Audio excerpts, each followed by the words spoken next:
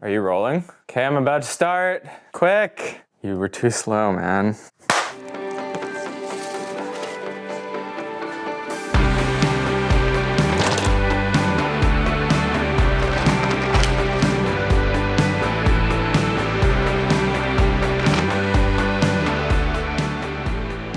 Over my career as an enduro racer, I'd spend months trying to make one bike as perfect for race day. I'm talking test camps, endless part swaps, different terrain and locations, telemetry, all of it. But since becoming 1/4 of QuarterHP, 1/16 HP, the last few months have been very, very different. I've been swapping bikes like it's my job. It's literally my day job. Within about a week, I need to be able to give each bike a fair shake on our test track and hopefully make it look good on camera. And that can't happen without feeling comfortable on the bike. Lucky for me, I think my time trying to get my race bike to that perfect race day setup has taught me a thing or two about feeling out a bike and getting it to a good place in a matter of a few runs. So when it comes to getting your bike ready, you and I might actually be coming at it from opposite ends. Me, with a slightly over-the-top habit, and you with better things to do than measuring your bike like it's a crime scene. Shots fired, 147 Maple Street. Requesting backup. So let's meet in the middle. Today, I'm gonna walk you through how I get my out-of-the-box bike ready for all we can put it through here at QuarterHP.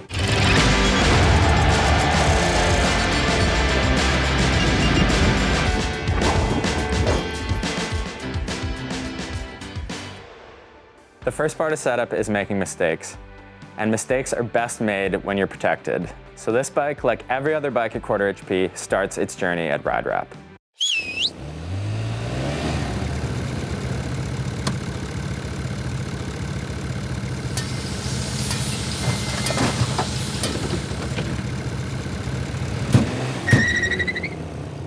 Bring in the bike! Bring in the shocks with lasers! This is the Ibis Ripmo. It's a total stranger to me. I've never ridden this bike, or any Ibis for that matter, but it does look pretty sick. Let's get another thing out of the way.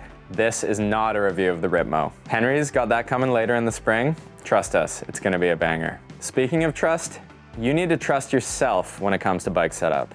If it feels good, that probably means something.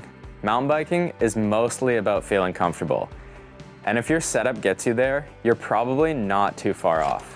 If you're racing, things do get a little bit muddier, but even the fastest race setups start as bikes that you actually want to ride. That said, anyone can get used to anything if they convince themselves. So a little critical thinking and some skepticism around extreme setups, I'd say is healthy. So I always start with the cockpit. So pretty much every trail and enduro bike I've ridden for the last decade has had a 760 mil bar with 40 mil rise and a 40 mil stem. For the bar roll, I'm basically trying to get the angle of the bar to be in line with the fork, if you look at it down the barrel. Measuring the bar height, floor to top of grip, is a good way to get a starting point from one bike to the next, especially if it has a different stem or bar height. You just gotta break out the measuring tape. The next thing I set up is brakes. You know that moment when something just feels right? That's how I set up my brakes. I'm like spinning pottery in, what is that? Pottery in Ghost. I just sit here and wait for the spirit to move me. If your levers are way down at 90 degrees, it's gonna get a little bit hard for you to ride the steeps. And if your levers are fully flat, it might be kind of tough for you to weight the front end on flatter terrain. 90s down here. All I see is... So now that we got the cockpit set up, we can rough in the suspension. The Ripmo comes with 160 mil Fox 36. I've spent tons of time on this spork. So I'll use that as my North Star and then tune the rest of the bike around the fork. In my post-racing era, I weigh 85 kilograms without gear and I run 105 PSI in the fork with 2 volume spacers. That's higher than the Fox guideline suggests, but it works for me. I run slightly more high-speed rebound than low-speed rebound, which helps with deflection on medium to large bumps while keeping the small bump sensitivity high. Next up's the shock. Every frame has its own adventure. Different leverage ratios mean the exact same shock behaves very differently from one bike to the next. So even if I have a Float X2, which is working perfectly on one bike, sadly, it still needs to change to work on the next. That's why the fork is such a good reference point for balance. It's the constant. Shock-wise, Here's what I like to think about without falling too deep into the rabbit hole. The shock doesn't just control rear travel. It balances my weight between the wheels. Not enough front end grip? Add a few PSI to the shock. Want your center of gravity lower? Take a few PSI out. Just don't go crazy. Usually I land between 26 and 28% sag on an enduro bike, slightly front biased for better cornering grip. Most of the time it works every time. 60% of the time it works every time. Okay, tinfoil hat moment. Nearly every bike I've tested here ends up around 215 PSI, give or take. I'm wondering how this is possible without a conspiracy from Big Frame. Is Bob Fox pulling springs? Pulling springs? Maybe he is. Release the DHX files. Also, the ducks in the park are free, and most people don't know that. What did I just say? Or it could be that over the last 2 decades, manufacturers have just collectively found out what works best on a bike and implemented it. For clickers on the shock, I start with middle to open compression and middle to close rebound. Basically, I want my shock as fast as possible without it feeling crazy or bucking me. Bucking is maybe the wrong word, but basically I go to a setting where the shock is starting to feel a little bit crazy, and then I back it off a click or close it down a click or two. Where that ends up is usually around 6 from closed high-speed rebound and 9 to 10 from closed low-speed rebound. Okay, we're almost ready to pedal out of here. But in order to do that, we need to do seat post height, which matters more than you think. For me and my short legs, 71 centimeters from bottom bracket to top of saddle is perfect. High enough for efficiency without excess movement in the hips. If these hips are rockin', get that hex wrench blockin'. If you got that dialed, that's a measurement you can take from bike to bike to bike. Moving closer to the ground for the last, but definitely not least checks. You know the place where all these inputs we've set up for actually interact with the trail. 22 PSI in the front tire with 28 PSI in the Optus insert, 24 PSI in the rear with 30 in the Optus. Finally, I set up the sidekick hub to 12 degrees of dead bend, which is a good balance of anti-kickback and clean engagement. All right, I think that's everything. I think it's time to ride. I reckon I'm not gonna have to change a thing.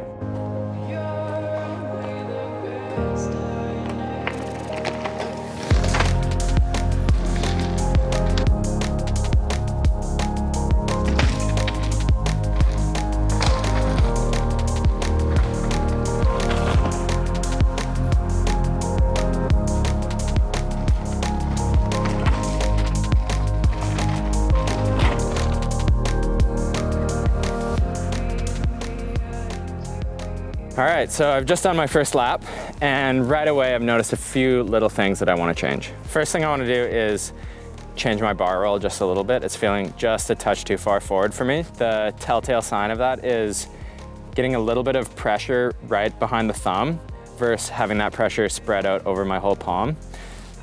Inversely, if it's rolled too far back, I kind of feel that my elbows start to come down. So I want the happy medium of my elbows still up without getting weird pressure points in my palm. I'm super picky with my bar roll, so when I talk about rolling it farther forward or farther back, I'm talking like not even one line on the handlebar.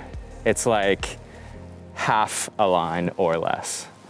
The new fad in mountain biking is a super rolled forward bar with high brake levers, made popular by a certain Jackson Goldstone. I've tried this, inching my bars farther and farther forward, and it definitely doesn't work for me. I'm more of a neutral bar setup kind of guy. All right, we've done that. I'm gonna drop in and see how that feels.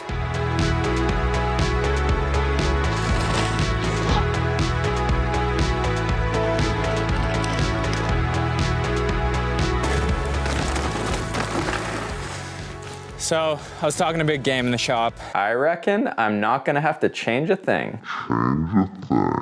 But this bike isn't quite there yet, and I do think I need to make a couple more tweaks. So this Ibis Ritmo has a 64.5 degree head angle. Most bikes either have a 64 or even a 63.5 degree head angle, which is quite a bit slacker.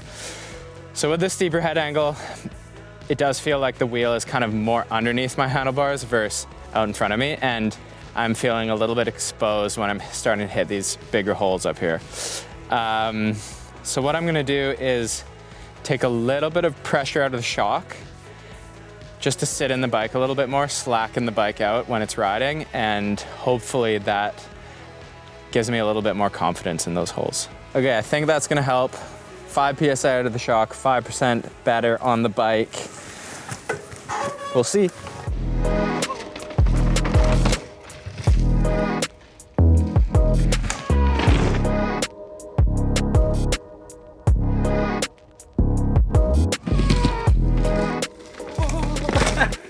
That was kind of sketchy.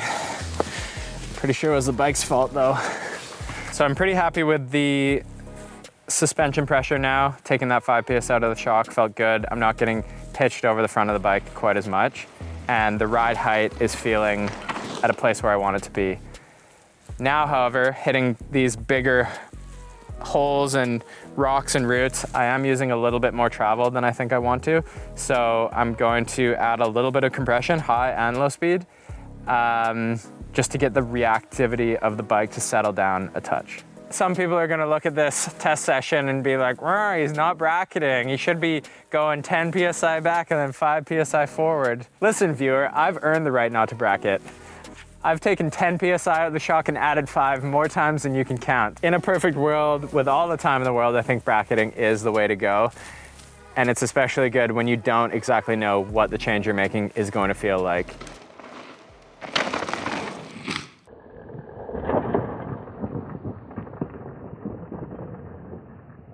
Yeah, we're good. Bike's ready to go. So I think we made some pretty meaningful changes to the bike. Obviously, setup's never complete. The terrain changes, the conditions change, you change every single day. But I'm starting to be able to ride this bike to the best of my capabilities today. I think now I can start collecting my opinions on the bike, getting comfy on it, and hopefully down the line, bringing it to our test track to put in a time.